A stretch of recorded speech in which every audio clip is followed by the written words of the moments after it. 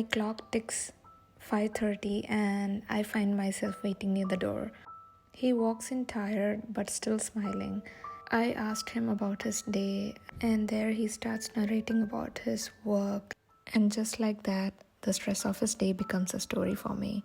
I nod, smile, and listen, not just to the words, but to the way he's saying them, because his expressions, his eyes light up when he says about his small wins at work. And I realize this is what love looks like.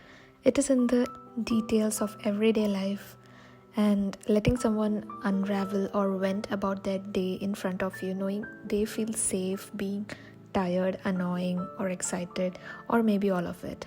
So as he walks off to freshen up, I slip quietly into the kitchen because I have been thinking about making him something special, his favorite chana masala, and it's simple, warm, and full of, the kind of comfort only home cooked food can give. It's funny how life slowly teaches you things about yourself that you never noticed before. Because before marriage, I never really cooked. Not because I didn't like to, but because back home, Amma ran the kitchen like her own territory, and she would always say, "Not today, it's quicker if I do it." So when she says that, I quietly step back. So I never really got to explore or to try or to fail or to even discover what cooking even meant to me.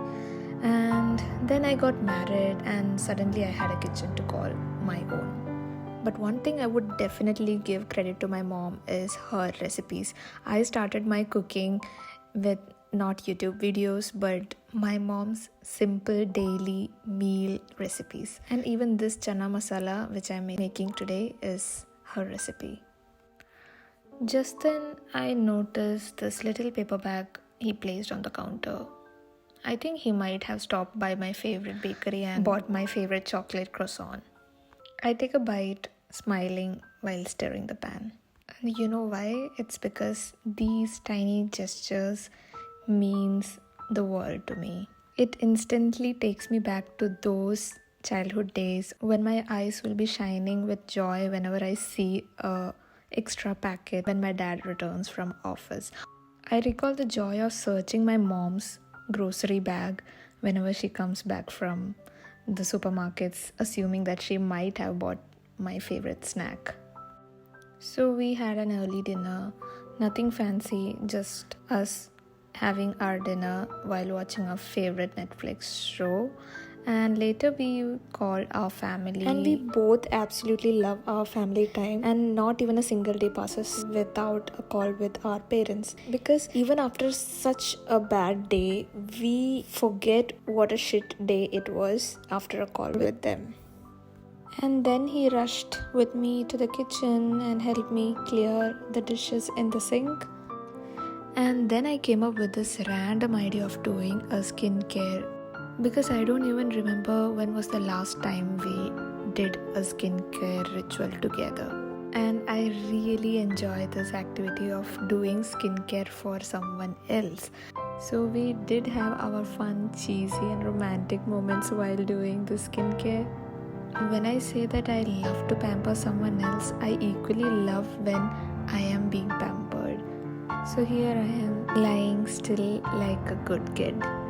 Even though I'm lying there like a patient, good girl, back in my head, I am worrying if he would apply it evenly or not. And to my surprise, I found out my face was evenly applied than his. Anyways, this whole thing was so fun, and it also did really take us back to those Saturday evenings while in India, where he used to come back from work and I would be already ready with a face pack planned for that evening.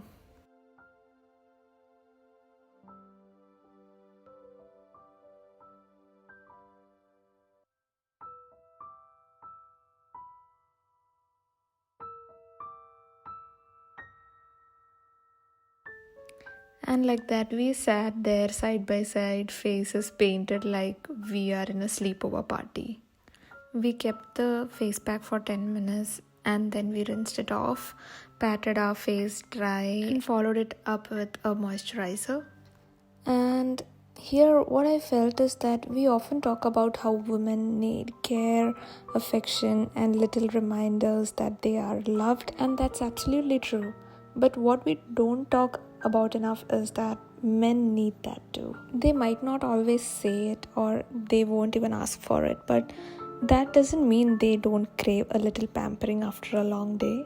It can be anything, a warm meal, or a skincare ritual like this, or maybe even a sweet letter saying that they are doing great. And I think they deserve softness too, and someone who tells them that they need not have to be strong always.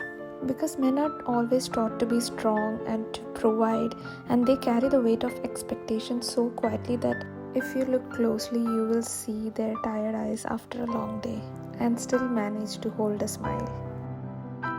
I believe pampering is not always about luxury because sometimes it's just about making someone feel seen or heard or cared for.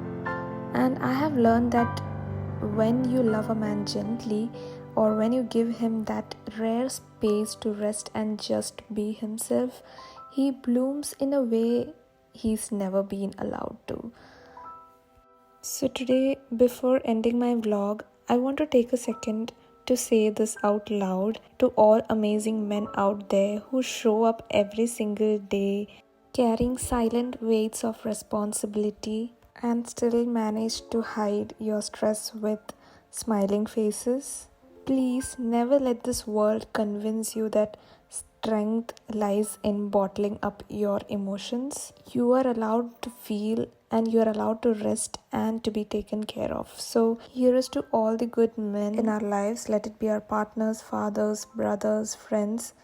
We love you for what you are.